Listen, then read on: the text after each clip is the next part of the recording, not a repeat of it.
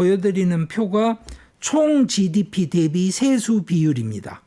이것도 상당한 등락이 있습니다만 평균치로 보시자면 뭐 큰 변화 없이 변동 없이 유지되는 정도다라고 생각하실 수 있겠죠. 이걸 왜 보여드리냐면 인도가 걷어들이고 있는 세금이 바뀌지 않는다는 거예요. 그 말은 인도 국가가 건설할 수 있는 도로의 거리, 그리고 지금 건설할 수 있는 철도, 그리고 발전소가 늘지 않는다는 겁니다. 그렇잖아요. 아니 세금이 들어오는 양이 안 바뀌는데 어떻게 발전소 하나 짓다가 세 개를 지을 수 있어요? 안 되죠. 안 되죠. 그런데 해야 되잖아요. 발전소도 필요하고 도로도 필요하고 뭐 이런 거지 않습니까? 그러면 그때 동원하는 게 바로 아까 기자님 말씀하신 겁니다. 대기업이 발전소도 짓고 도로도 짓고 항구도 짓고 공항도 짓고 우리 상식으로는 국가가 해야 될 모든 것을 대기업이 하는 거죠. 그러니까 그거를 정경유착이다, 특혜다 이렇게 보면 한도 끝도 없이 나빠 보이는 거고, 아니 국가가 그걸 못하니까 세금을 더 걷기도 힘드니까 기업체가 하는 거 아니냐, 그렇게라도 해답을 찾아가면 훌륭한 거지 왜? 라고 이야기를 하는 거고, 바로 이것에 대해서 감정적으로 이제 부정적인 반응을 보이는 사람이 있고 긍정적인 반응을 보이는 사람들이 있죠. 그리고 그게 정치 지형을 좌우하죠. 이런 방식으로 가면 안 된다. 이거는 재벌 특혜 경제고 재벌 배부르기로 끝난다. 이런 식의 이제 전문가들도 있고, 아니다. 이것도 인도식의 발전 모델이 된다. 그러니까 이 방향 빼고는 현실적인 대안이 없다. 지금은 이 방향을 잘 활용하고 나중에 다른 방식으로 또 한번 구조조정을 하는 걸 모색을 해야 된다. 이런 것도 있고요. 그래서 그 양쪽 판단에 따라서 투표하는 성향이 갈라지고 학자들도 의견이 갈라지죠. 그래서 지금 굉장히 비판적인 학자들은 이 구도로 계속 가면 결국 인도 경제는 발전은 못하고 대신 모든 것을 재벌 기업에게만 떠넘겨주는 상태로 끝날 거다라는 학자들도 있고요. 그 학자가 무슨 만만한 사람이 아니고요. 미국에서 최고 명문대학에 드는 그 대학의 경제학 교수입니다. 반대편에 있는 학자들은 그러면 뭐 다 연구 안 하는 사람들이고 그러냐? 아니죠. 그 사람들도 그 사람들의 데이터와 논리를 가지고 분명하게 이야기를 합니다. 이게 현실이에요. 그런데 이제 저는 이 자리에서는 그 말씀을 드릴게요. 이 어느 쪽이 맞느냐라고 제가 가진 의견을 무슨 여러분들한테 말씀드리는 건 별 의미가 없을 것 같고, 큰 틀에서 그렇다는 것이고, 그런 인도의 모습을 정확하게 보고 한국이 관계를 맺어야 되는데, 그 관계 맺는 한국의 주체들도 누구냐에 따라서 맥락이 아예 다르다는 거죠. 그러니까 삼성전자나 현대차처럼 제조업 중심으로 인도와 관계를 맺는 기업이 있고, 또 정치권이 외교적인 관계로 맺는 인도와 관계를 맺는 맥락은 따로 있고, 또 다른 것은 금융의 맥락이 또 따로 있죠. 네. 그렇지 않습니까?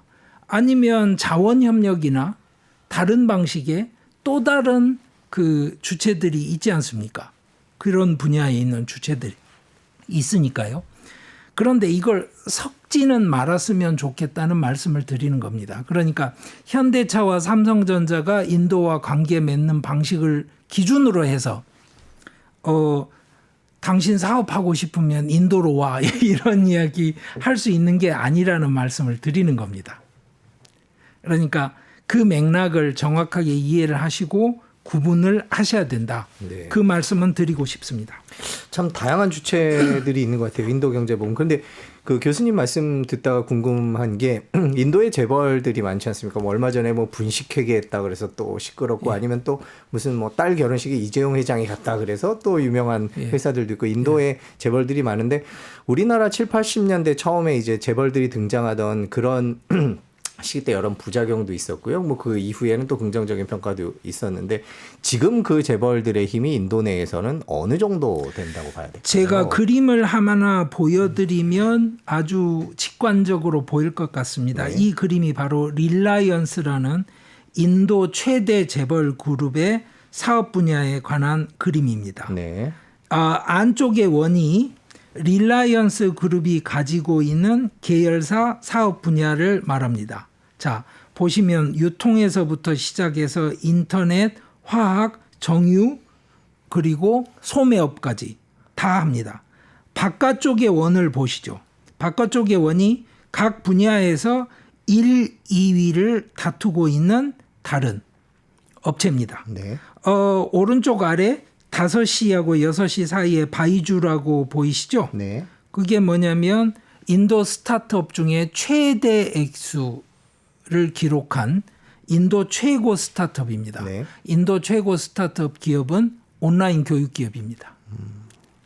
그러면 릴라이언스는 그런 거 안 하냐? 합니다.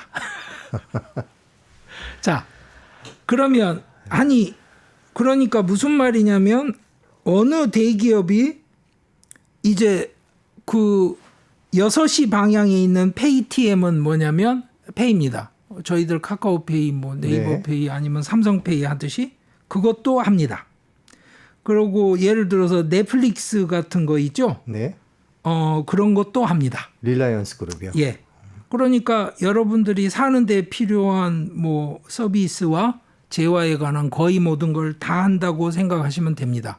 그러면 이런 재벌의 모습은 한국에서 상상하기 힘들죠. 아무래도 우리나라는 제약이 있죠. 중소기업 예. 업종이나 이런 것들 좀 진출을 막는 게 있죠. 예. 그런데 왜 이렇게 돼 갈까요? 그거죠.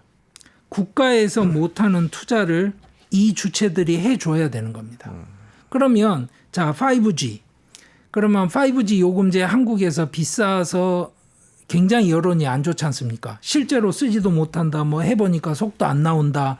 뭐 광고는 5G라고 했는데 아니다. 그런데 문제는 통신 사업자들은 엄청난 5G 네트워크를 깔아야 되지 않습니까? 그것도 전국에. 네. 이게 쉬운 게 아니잖아요.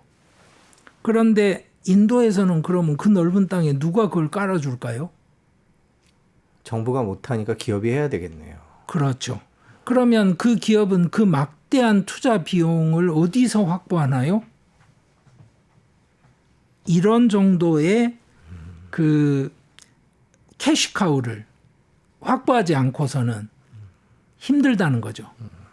그래서 인도 대기업을 이해를 하셔야 되는 겁니다.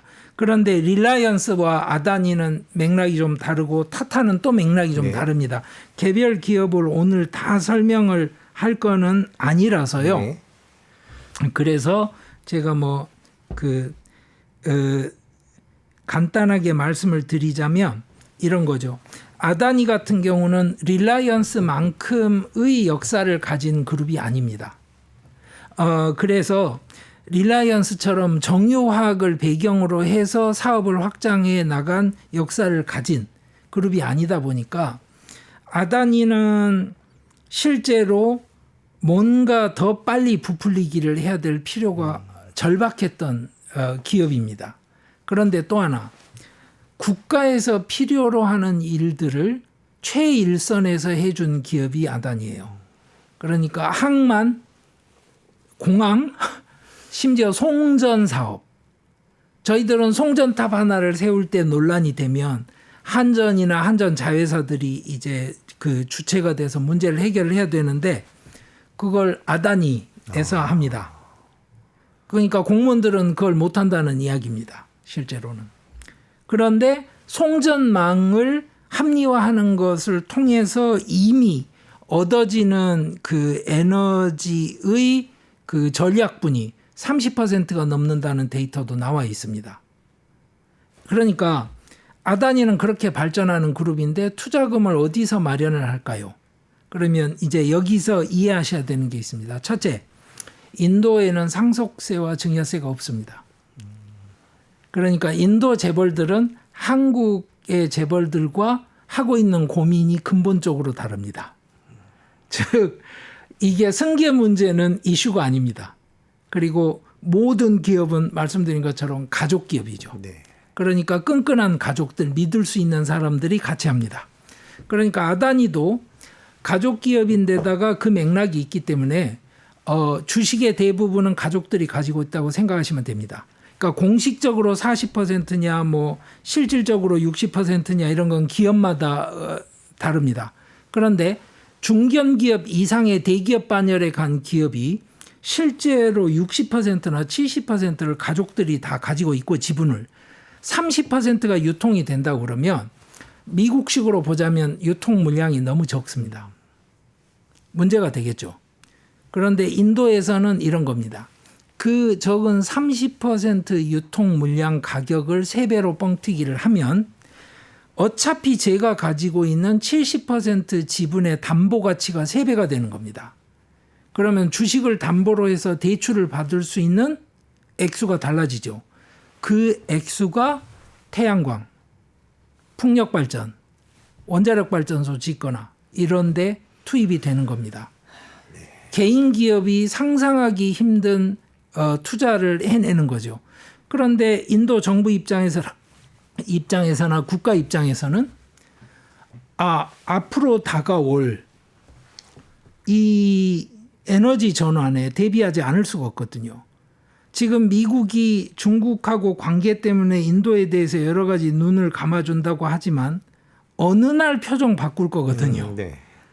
그건 누구나 압니다. 유럽이 영원히 인도랑 친하게 지낼까? 자, 인도산을 막아야 되겠다 싶으면 그때부터 아리백 요구할 겁니다. 네. 그러면 인도가 아리백을 어떻게 만들어냅니까? 그것에 대해서 인도 사람들도 대비를 해야 되죠. 그리고 에너지 수입 의존도도 낮춰야 되고 이런 일을 그 대기업들이 하는 겁니다. 그러니까 문제는 뭐냐면 그걸 하는 대신에 인도 정부에서는 뭘 준다? 실제로 가만히 있어도 돈을 벌 수 있는 알짜배기 사업을 떼줘야죠. 그러면 남들이 보기에는 이제 이건 정경유착이고 특혜가 되는 거죠. 그래서 아다니 사태를 이해하는 데는 굉장히 큰 맥락을 이해하실 필요가 있습니다.